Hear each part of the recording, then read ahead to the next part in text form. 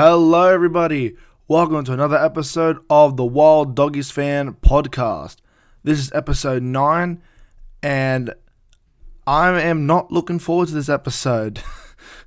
I'll be honest. At the time of this recording, it's Friday middle of the day.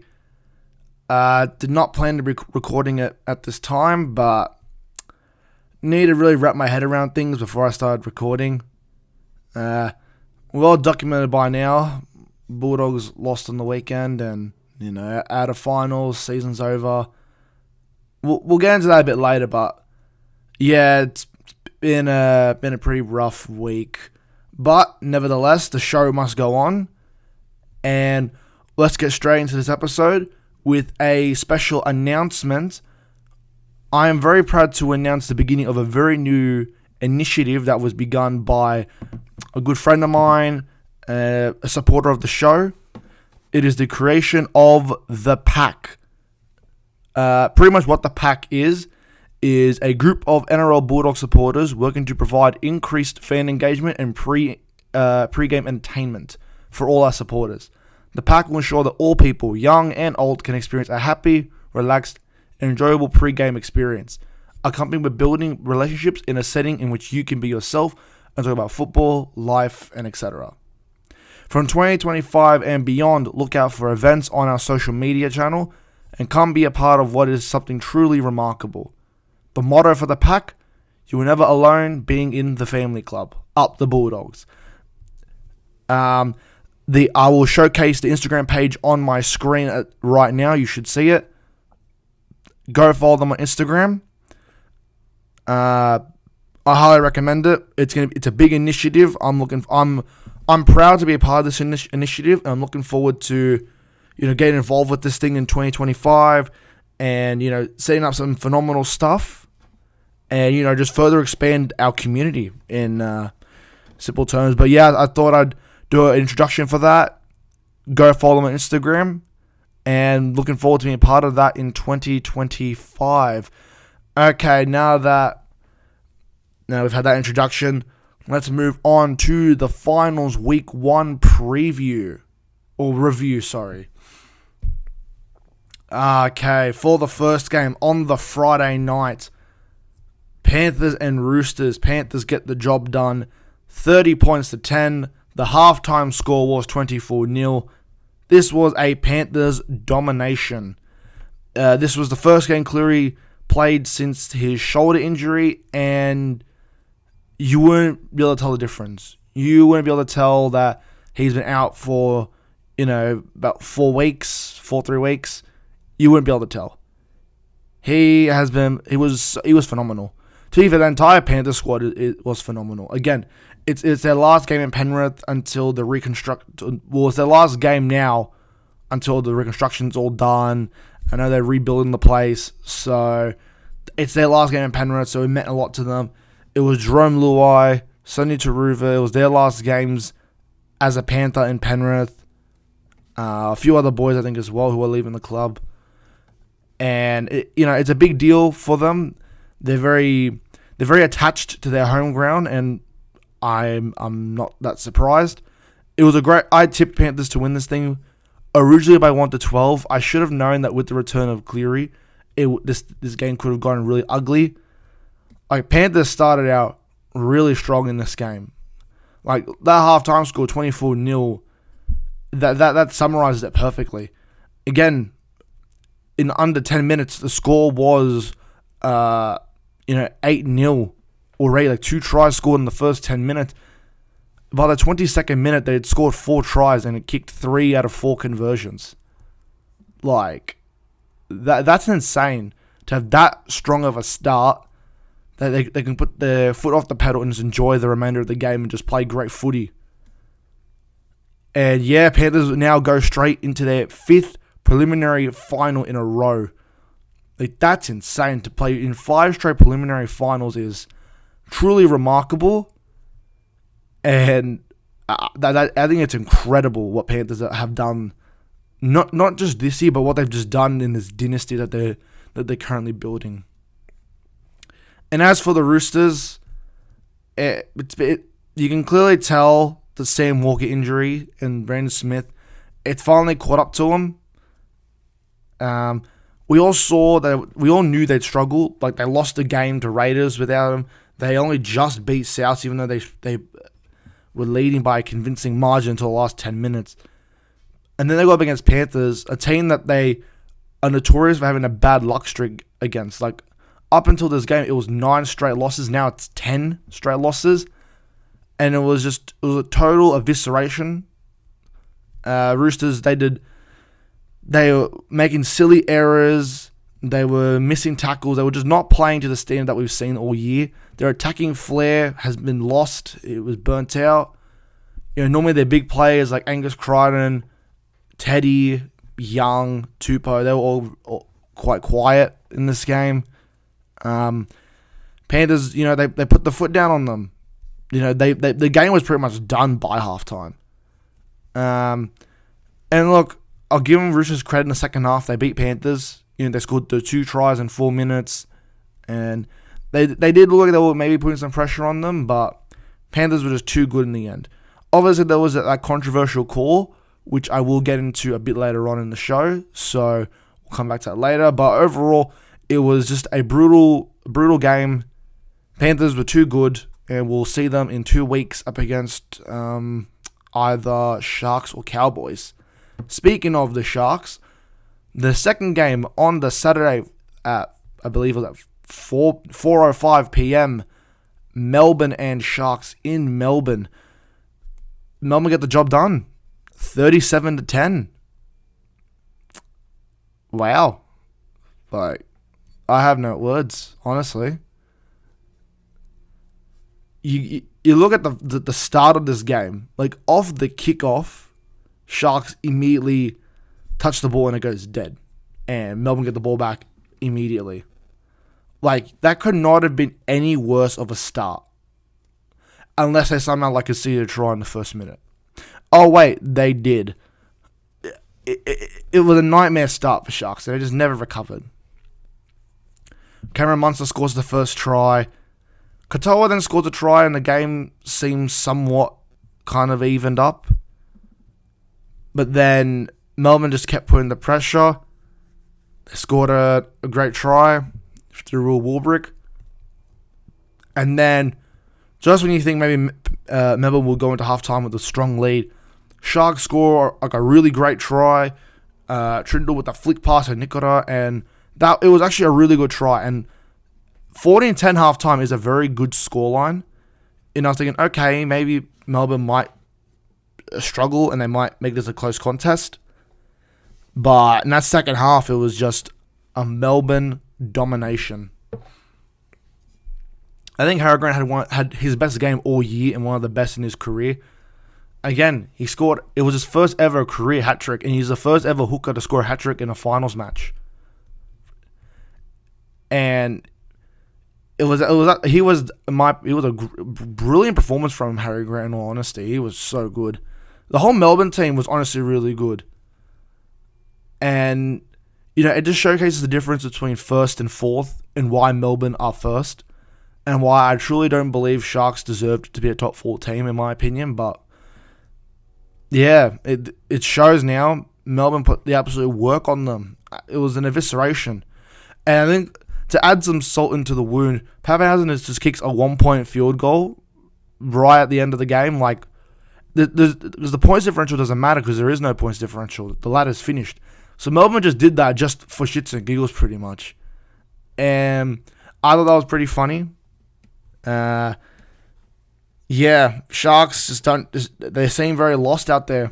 They seem rattled. And I think this is their 7th straight finals loss. I think their last finals win was 2018. They've been in 7 finals games since, and I haven't won a single one of them. I think the worst one was in 2022 when they came second and they bowed out in 2 weeks. They went straight sets out. And yeah, Nico Hines was very rattled in this game. You could tell, like in the first half when he kicked that penalty, and he kicked it back into play and Melbourne got the ball back. And then the next time Sharks got a penalty, instead of taking the kick, he took the tap and run because he knew he was scared that the ball would go out again. And I think that's the Nico Hines that we've all kind of seen for majority of this year. He started this year so well. Like, Nico Hines was unbelievable to start the year. On track to be, he was the New South Wales halfback. He then had just a bad game before it, had a couple injuries, and ever since then he's been rattled. He's lost the ability to clutch games. You know, he missed that kick to tie the Dolphins game that could have led into extra time. He missed that kick right in front against the Bulldogs in Golden Point. He's obviously kicked the ball out on the full a couple of times. He's just been rattled and has lost a lot of confidence.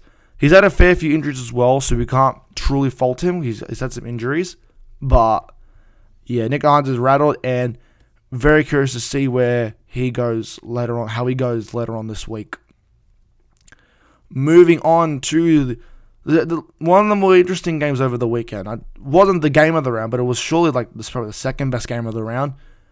Cowboys and Newcastle up in Townsville. This was at 7:50 p.m. Cowboys got the job done, 28 points to 16, and knocked out Newcastle out of the finals. To make the game as close as it was, 28 points to 16, like that, I'll give Newcastle their credit, or Kalen Ponga his credit. I thought Cowboys were going to wipe them out of the park. I thought it'd be like a 36-6 kind of scoreline, or 30-12, like a big scoreline. But Newcastle started out really well. Obviously, Cowboys opened the scoring with that really nostalgic Kyle Feldt intercept try. I love when Kyle Feldt scores intercept tries, unless it's against the Bulldogs, which he nearly did last week. But anyway, then Newcastle scored 2 tries in 11 minutes, and the halftime score was 12-4. That's not a normal kind of scoreline. Normally, I would have thought it'd been the other way around. But then the second half, Cowboys, man, they were fighting back. Taulagi scored. Then Jordan McLean scored to take the lead. But then Dylan Lucas scored. But Kalen Ponga missed a kick, which made it 16-all. Then Kalen Ponga breaks through and he passes the ball to Dan Gagai and he drops it. And if Gagai catches that, there is a good chance he scores that try.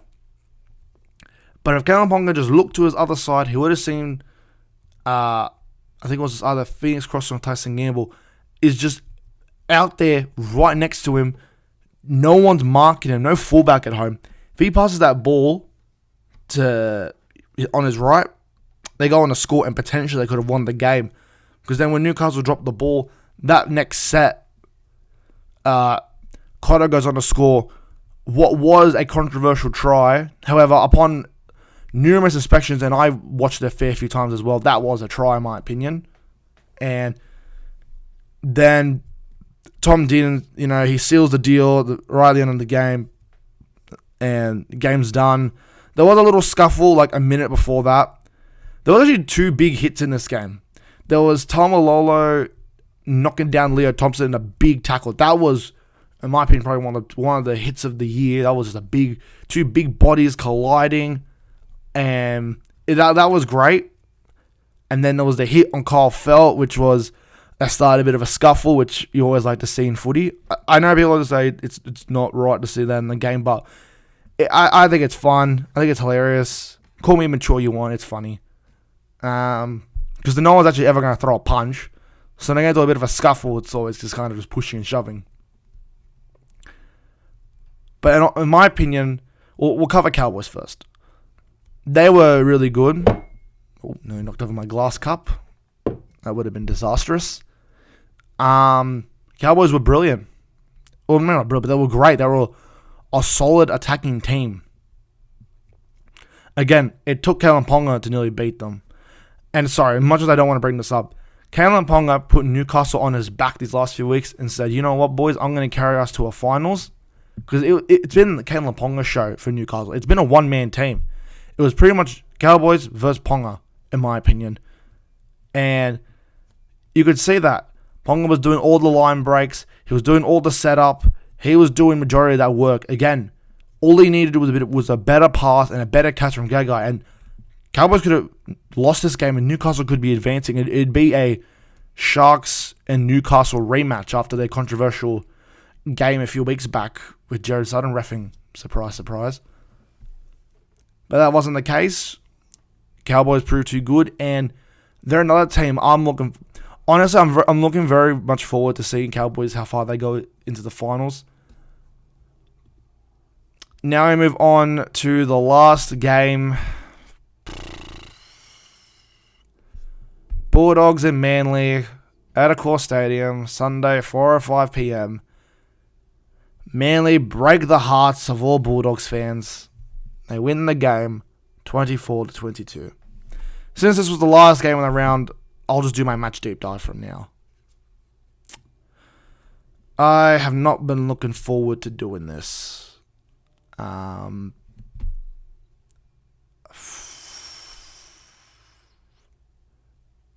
don't even know where to begin on this, honestly. I genuinely don't know how to start this because it's just... I had so much hope for this game. And don't get me wrong, in my opinion, and call me salty all you want, the better team lost. I've spoken to a lot of people about this game. No one can actually believe Bulldogs lost this game. Genuinely, even neutral fans, they can't believe Bulldogs lost this. We should not have lost this game. I'll get my negatives out of the way. I'll get all my frustration out first before I start talking about the positives. Doggies first. This was honestly, if we'd won this game, would have been one of, if not our best win of the season. Like, we started well. By halftime, we were completing at like 95%. Like, we were on fire first half. Scored some really good tries. You know, Kiraz scores, Kickout scores, Cryan scored that really freaky try. Skeleton bombs that try, which would have put us a further lead, but can't win them all. But then he makes up for it and scores a really good try right after halftime. Unfortunately, I think this the inexperience of the team, the young squad, we kind of bottled. Pressure got to us. I might as well cover Manly as well. Talau scores right after Kiraz. Then Kickout scores. Then Crichton scores. Then Ethan Bullymore scores a try I cannot believe was awarded. Look, I can already predict I'm going to hear people call me salty and all that crap. I'm not entirely blaming the refs for this loss. We also should have just had the ability to win this game. But Bullimore's try had two calls. One that should have actually been called back to look at. The other one, unfortunately, it's human error. First, it's the kick that I think it's Talau or Hopewadi gets the ball. It bobbles, it bounces into Kiraz and then back into his hands. And then he throws the ball like 2 meters forward, right in front of the ref, into Bullimore's hands, who then goes on to score a try. And you look in the grand scheme of things, that try gets called back, we win the game. Look, and again, can't guarantee you, but it would most likely would have resulted in us winning. Then obviously Skeleton scores. Then Cherry Evans scores. And look, everyone's been calling out the fact that he left the scrum early before the ball was fed through, which means that it should not have been a try, should have been a penalty for the Bulldogs, or a repacking of the scrum. We can blame that all we want, but I think, in my opinion, whether we get out of that, whether he leaves the scrum early or not, I still reckon that play was so well practiced, he probably still would have scored, which is unfortunate, but it would have happened. And then that last try, the try that fucking broke my heart. It's fit tackle. We've kept Manly in like their 30. There's a couple of passes, a lack of discipline, a defense cracks, and Talau goes on to score. No, Kohler, sorry, goes on to score. It's a great try. Don't get me wrong. And the last 10 minutes is just Bulldogs. The pressure got to them, and they just didn't. You could tell they were nervous. They kept dropping the ball. Silly errors. They were so urgent to try and win this game. Bodo had 2 cracks at a 2-point field goal, missed them both, and absolutely, man. You know, I'm going to be honest. I cried. This loss, I said it. I've said it a few times on this podcast. I've said it on my Instagram page. I've said it a few times. I truly believed we were going to win the comp this year. I truly believe that The Bulldogs were going to be the 2024 premiers, and the 50-year pattern was going to continue. But unfortunately, it just wasn't meant to be. Didn't happen. Bulldogs are now out of finals. Now, Manly are playing next week against the Roosters at Allianz, and it's not the way I really thought it was going to go. I truly thought we were a big chance to win it. Have a look at what it's just rough, Unfortunately, we can't change it. Look, I'm going to try and be on the positive side now after spending the last few minutes being Mr. Negative, because I'm going to be honest, I was depressed for a few days after this loss. I'm going to be so for real. Cried a bit. I kept seeing all the posts of either us losing or Manly fans laughing at us, or actually most fan bases laughing at us. Obviously, I took down the thing in my Instagram bio of us being 2024 premiers, us going to win the comp this year, because it can't happen anymore. But let's look at the fact that we are the second youngest team in the comp on average. And we made not only top 8, but we got a home final week 1. We broke the record for the most amount of fans for a week 1 of finals. 50,714 people. That's huge. And this year has truly been a remarkable season for the Bulldogs. And it was just a shame that we lost this game. This was a brilliant game. Don't get me wrong. This was an outstanding game. Obviously, I'm going to have negative feelings towards it because we lost. And there was some controversy around the game.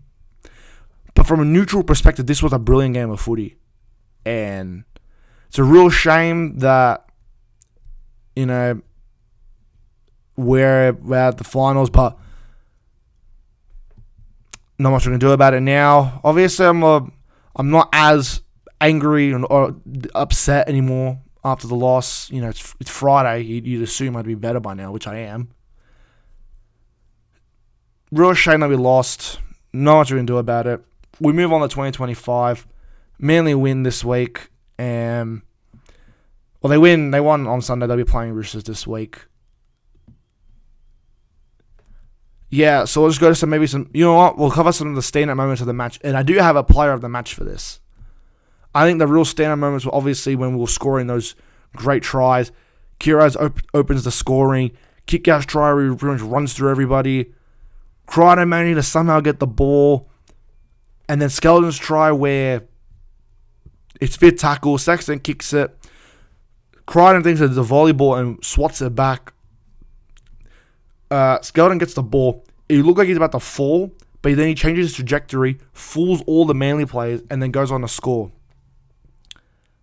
And yeah, and I gotta say, my player of the match is going to be my last player of the match for the Bulldogs in 2024. None other than Viliame Kikau. He was outstanding this game. Yeah, it's a great charge down, some big tackles, some big hits. He made a lot of great defensive choices, scored a really good try. He had a phenomenal game. And yeah, I think that's it. I'll cover this also a bit later, but that's it for Bulldogs vs Manly match deep dive. So now we're going to do our awards. So for finals week 1, player of the round is going to go to Harry Grant. He scored his first career hat trick and played a key role in the thumping over the Sharks. Team of the round, going to give it to Panthers. They were absolutely outstanding in their game against the Roosters. Game of the round, I'm going to go Bulldogs and Manly. Despite the loss, Bulldogs and Manly. Worst team of the round, I'm going to give it to the Sharks. To have the score at 10-14 at halftime and just unable to do anything about that and not find a way to motivate them to somehow take the lead or do something with it. Worst team of the round. And the worst game of the round, probably, even though I gave Panthers team of the round, it was also a pretty, By half time, the game was kind of over, so it lost a lot of interest. So that was probably the worst game of the round. But again, it's finals. Every game had something to it to make it interesting. Now, for try of the week, I know everyone's going to expect me to go with the Kohler try. Sorry, I'm not doing that. I'm going to give it to the Cotter try. Cotter's try is my try of the week. I think for the context of the game, what that try meant and what it led to, I'm going to give it to them. Plus, I like Cotter. He's a great player. So yeah, Ruben Cotter's try is my try of the week. So now we're going to move on to finals week 2 teamless tips and anytime try scorers. For the first game kicking off Friday night at 7:50 p.m. at Allianz Stadium, Sharks and Cowboys. For the Sharkies, at fullback, Will Kennedy. On the wings, Sione Katoa and Ronaldo Mulatalo. In the centers, Carl Ito and still remain there. Big Talakai is still in the centers. Kind of curious to see if Rain will come back or not. At 5'8", Braden Trindle. At halfback, Nico Hines. In the forwards, at props, Toby Rudolph and Oregon Kafusi. Blake Brayley at hooker. For the second rowers, Braden Nickora and Teague Wilton. At lock, Karen McInnes at captain. For the interchange, Daniel Atkinson, Jack Williams, Royce Hunt and Tommy Hazelton. For the reserves, Samuel Stonestreet and Jesse Ramian. Keep note, Jesse Ramian being on the reserves, that could imply he does return this week, and Talakai either goes to the bench or goes to the forward pack.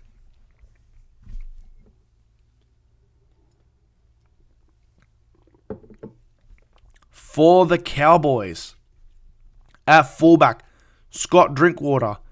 For the wings, Kyle Felt and Murray Tuolungi. In the centers, Val Holmes and Velami Valia. At 5'8", Tom Dearden. At halfback, Jake Clifford. For the props, Jordan McLean and Jason Talmalolo. At hooker, Rhys Robson. Second row, Helium Lukey and Jeremiah Nanai. At lock, Ruben Cotter. For the interchange, Sam McIntyre, Harrison Edwards, Fine Fuyaki and Griffin Neem.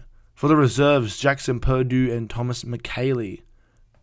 Can't see anything changing for this Cowboys side moving forward. I think they'll run out same 1-17 tonight. I do expect Jesse Ramian, though, for the Sharkies to potentially make his return. Alright. Tipping this was a bit of a tough one, because obviously the home ground advantage doesn't exist for this game because it's at Allianz. Sharks obviously have the upper hand. They have a better record against the Cowboys in general. However, this is the finals game. These two have had a pretty interesting back and forth in finals games. Cowboys having a better lead, and the two of them played in what was one of the all-time finals games 2 years ago in 2022, where the game went all the way to golden point in the 92nd minute. Val Holmes gets a 2-point field goal to win the game. So, with that being said, I'll be tipping the Cowboys 1-12. I think Cowboys are going to be fired up for this game. I think Nico Hines is still going to be a bit rattled. I think the whole team is going to be rattled. I think there's a lot of noise going on in their heads, and if they lose this, 8 straight finals losses, mate, the chaos for the Sharkies over the summer is going to be insane. So, Cowboys 1-12. For anytime try scorers, Braden Nickora and Valentine Holmes. Moving on to the last game on the Saturday evening at 7:50 p.m.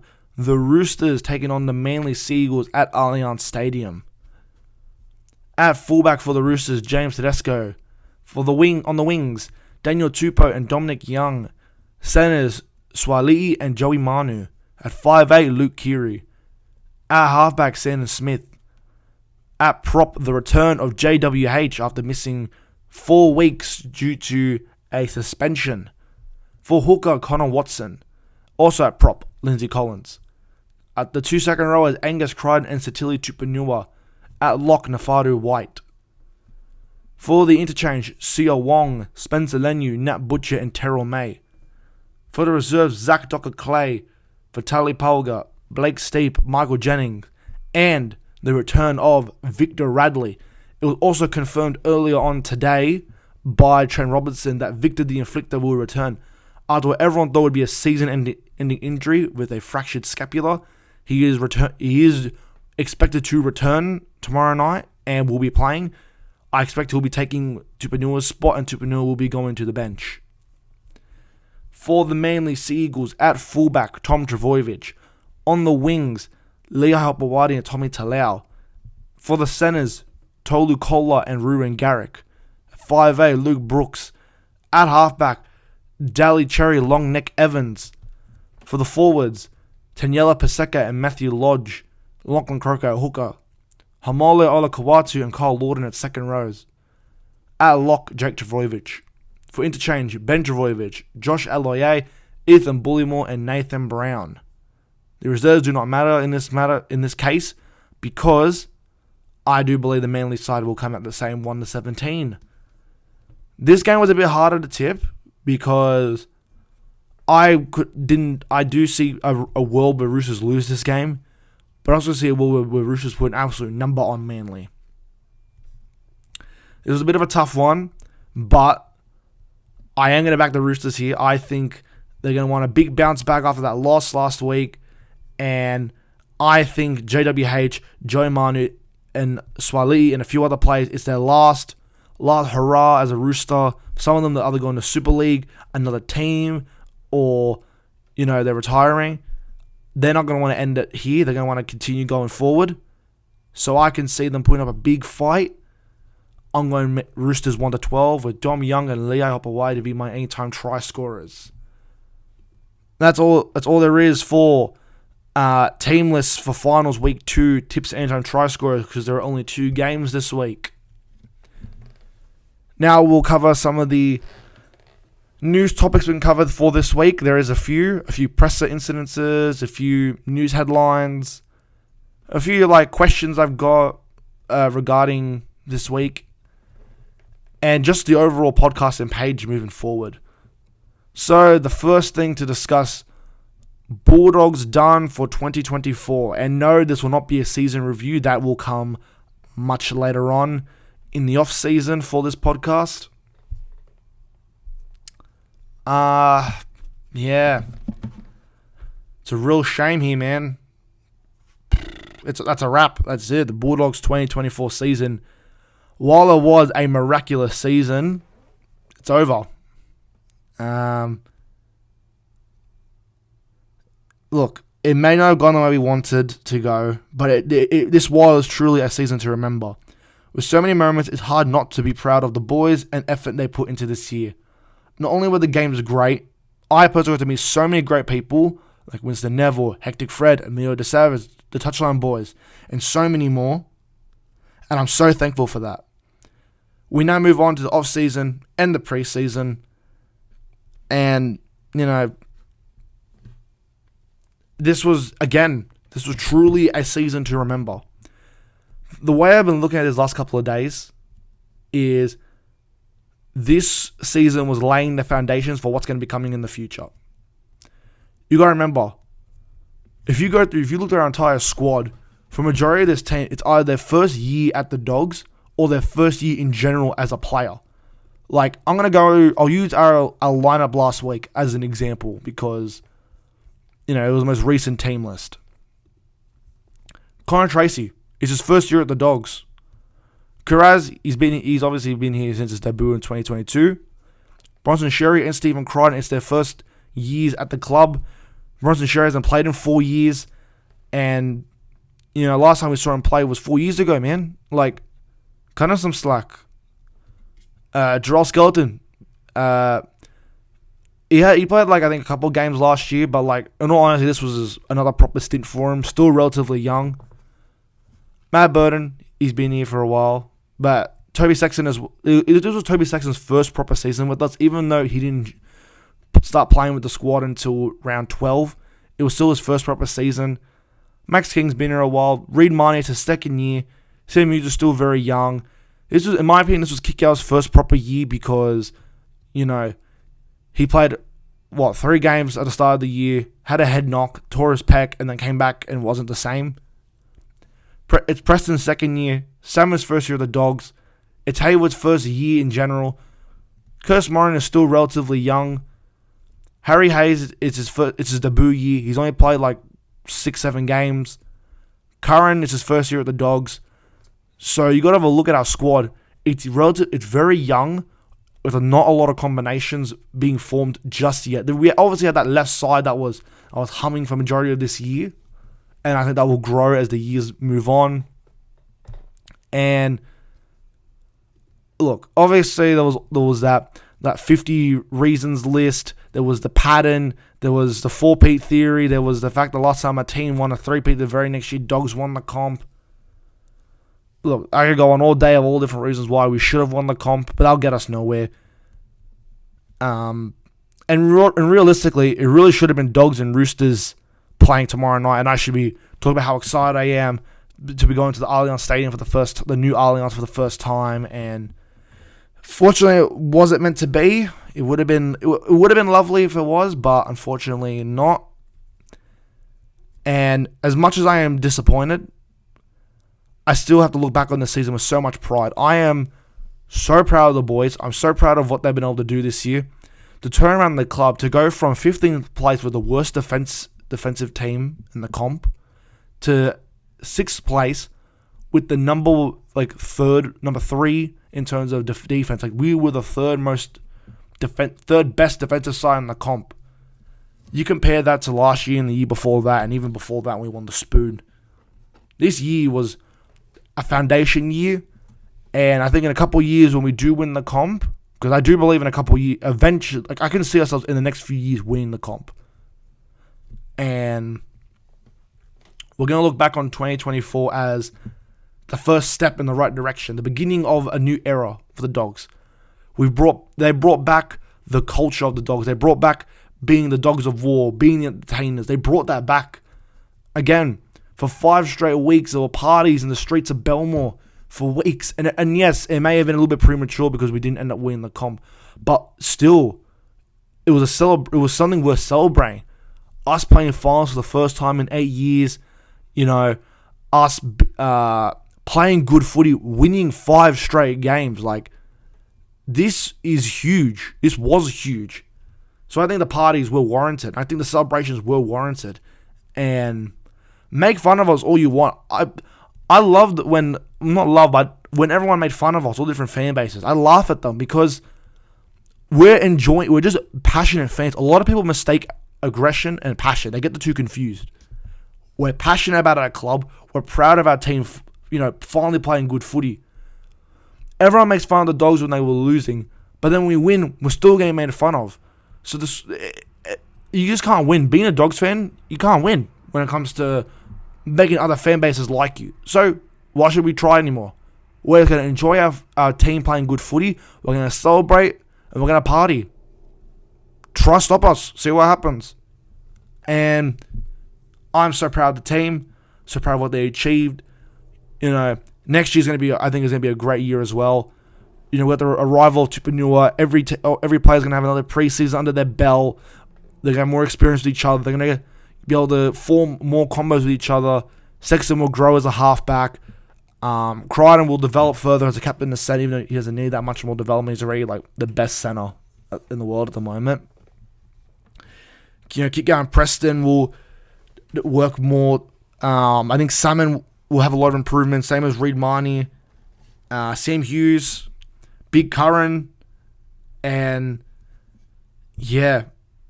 Again, this is not a season review. It's just me talking about the Boilers being done. Just reflecting upon what has been a truly phenomenal year for the Bulldogs.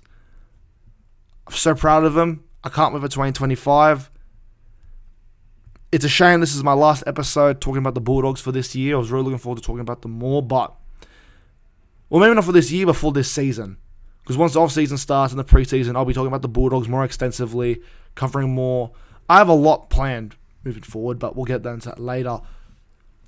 So now we're going to move on to some rather sour notes. First one, the Fox has been second test came back positive. This was I believe at this point it was last Friday. It was revealed that the second drug test Adokar came back positive for cocaine. which means Adakar is most likely he is positive. He did take drugs. He's found guilty. Yeah, it's a real shame. Thoroughly, I'm just really not even angry. I'm just disappointed. I know that sounds like a real dad thing to say, but I'm just disappointed. He used to be one of my favorite players, but seeing this is really, really disappointing, man. He's a father. He's a well-respected player, but he goes and does cocaine. And I get it. It's a common thing in the NRL for a lot of players to do cocaine. I can't say it's not, but it's a real shame that he's another one. And after what Gus Gould said about the whole Latrell Mitchell thing, I can't see Fox being here much longer at the club. And in my opinion, he will be going to Souths in the near future.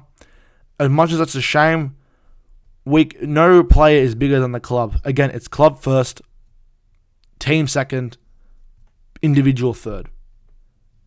And unfortunately, the Fox has taken, the individual first, serve the team or the club. And the fact that he lied by saying he's negative, and he still is so adamant that that he is innocent and his name will be cleared.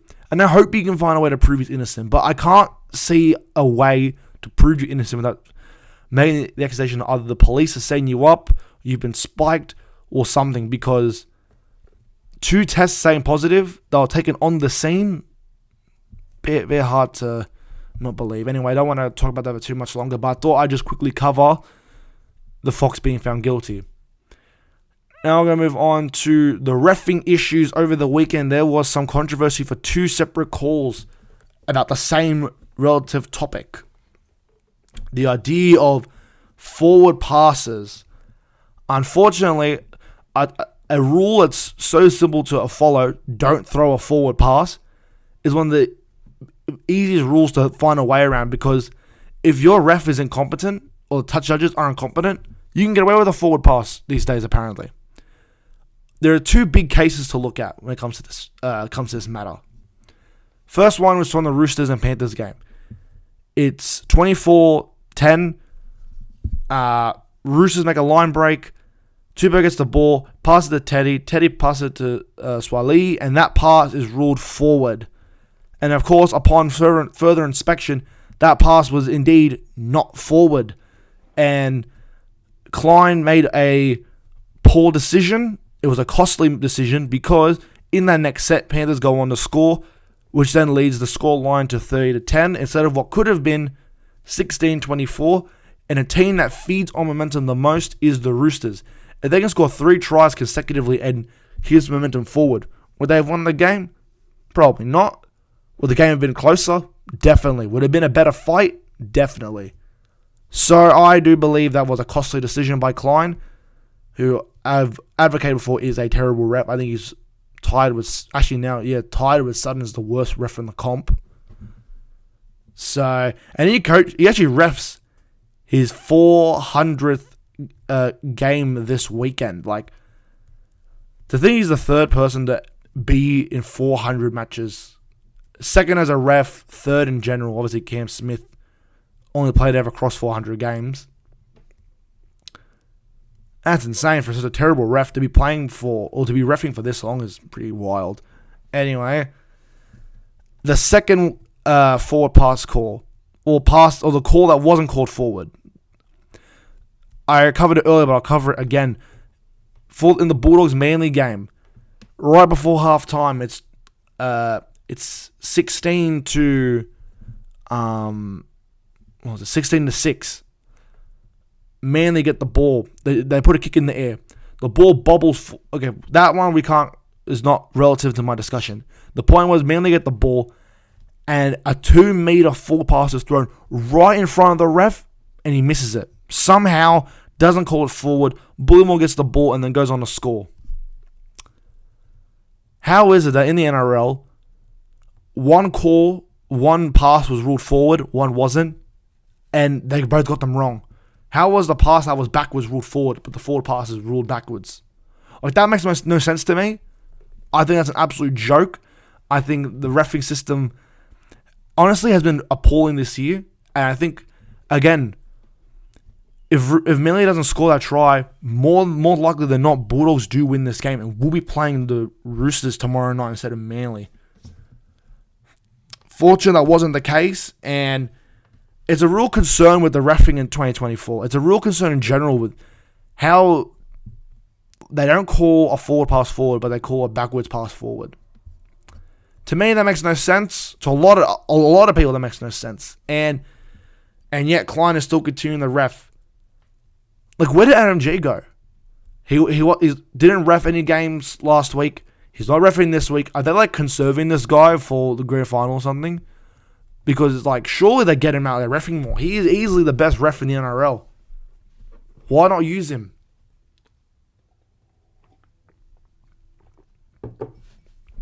Anyway, that's my rant done about the refereeing. Now I'll move on to two funny incidences. First one was the Sharks presser table incident. So, as we all know, after a game, a team's got to do a post-match conference, and Sharks did theirs. Cameron McInnes looked absolutely battered and bruised and cut and bleeding. And when they were done, they get up to leave. They then knock over the table. All the mics, bottles, cups, all that just hits the floor. The look on Fitzgibbon's face was priceless. And I just thought that was a really funny moment. And I think it's the first time I've ever seen such an error like that happen. And I think it's funny that happened to the Sharks. A team that had just an absolute shocker of a day out in the field. You know, obviously they had the horrible start with the drop ball, kicking the ball out, like kicking the ball back into play off a penalty, missing tackles. It was just not a day for the Sharks. It was a bad day to be a Sharks fan or a Sharks player or a Sharks coach. The next one is the Cowboys somehow missing their flight. Obviously, they're a Queensland team. They had to make their flight down here to get ready for their game on Friday. They missed their flight, and now they've obviously I believe they've made it here now. But obviously that's caused some delay, some chaos. And that's rather funny as well that these kind of screw-ups can happen in the NRL. That's really it for the funny moments this week. I do have a question I want to pose to... Honestly, feel free to leave this in the comment section down below. Does this week really mean anything? If you think about it, both Melbourne and Panthers are playing in the preliminaries next week. Now, the winner between Roosters and Manly will play Melbourne and Melbourne. The winner between Sharks and Cowboys will versus Panthers at a core stadium. By my question, does this week really mean anything? Do we really think that if Manly or Roosters win this week, they're going to go down to Melbourne and beat Melbourne? No, didn't think so. And if Sharks and Cowboys are winner of that game, if Sharks or Cowboys play Penrith at a core, do we see them winning? Nope, I don't. I generally think this week is kind of just a setup week. The game next week will also be kind of a bit of a bludger. Because realistically, it's going to be a Panthers-Melbourne grand final again. Who wins that? That's a question for another day. I'll save that for another podcast. However, I do find it I find this week a little bit mundane when it comes to the footy because realistically, I can't see any of these four teams really beating Melbourne or Panthers. But obviously, they still got to do this. They can't just call it quits. And I am kind of curious to see where this goes. However, I do see realistically a Melbourne Panthers grand final. For the last topic of today, what's happening with the podcast and the page moving forward? That is a question I was asking myself after the Bulldogs loss. Because obviously I am the Wild Doggies fan. So for the next couple of podcast episodes, there will be no Bulldogs talk because Bulldogs aren't playing anymore. Unless there's any further news development about the Fox, I can't see me talking about the Bulldogs for a couple of weeks. But I'd like to bring some good news on that matter though. I have already lined up a whole bunch of stuff for this off-season and then for the pre-season. I plan to grow this page as much as I can, increase the following count, subscriber count, like count, all that good stuff. I have documents all planned out to schedule the off-season. I'll be doing stuff about the ladder for next year, the draw for next year. I have a big thing planned for the draw coming out in November. Of a thing planned for that. Obviously, we'll have signing news. We'll have a whole lot of We'll have a whole Super Coach dedicated episode when I start planning out my team for next year. Also, we'll have all the stuff with the pack going on. There will be events to hopefully organize, and I am looking forward to seeing this channel, this podcast, everything about what I'm doing moving forward grow. I'm so blessed, and I'm so thankful that I have the opportunity to do this, to have a podcast, to have an Instagram page going as well as it is, to have so many positive people telling me how much they're enjoying this, have such a positive network around me. I have some family members giving me some advice, and friends giving me some advice, and I'm so grateful to have them all help me out with this, and I'm looking forward to continuing this for the rest of 2024 and expanding on this further in 2025. I think there's so much planned, there's so much I'm ready to do, and obviously with the pack as well. The pack has been something I've been talking about with some other content creators over the course of this week, and I'm so thankful we finally got this thing moving forward, and I'm looking forward to, growing this channel, and I'm just so thankful, so happy, and I think the pack is a great initiative.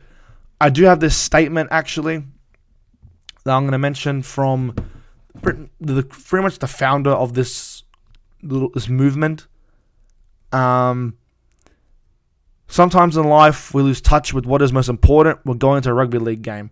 It's not the game in itself or the players. It's the connections you build with people on the way. We as a club have been labelled many things over the years. The Dogs of War, the entertainers, but the most important, the family club. And I think that perfectly echoes why I'm so happy to be doing this thing with the pack, and why I'm so happy to have so much planned for 2025 and beyond. And yeah, obviously it's been a bit of a rough week, Doggies losing and us being out of finals, and of all teams to lose to, Manly, I cannot stand them. The players and the fans. Manly DTE, who in my opinion is the most protected species in all of rugby league, second to Latrell Mitchell, most protected. And yeah, that's about it for that. And now that I'm looking at it, that is actually a wrap to this podcast. Alright, everybody. Thank you for listening to episode 9 of the Wild Doggies Fan podcast. If you're new here, please like the video, subscribe, comment down below, and stay tuned for all future videos. Also, please follow me on Instagram at the Wild Doggies Fan, and also please go follow the pack on Instagram. Instagram will be on the cover, will be on the screen as we speak. Thank you everybody for listening to this video. Good luck to the rest of the teams in the finals. God bless you all.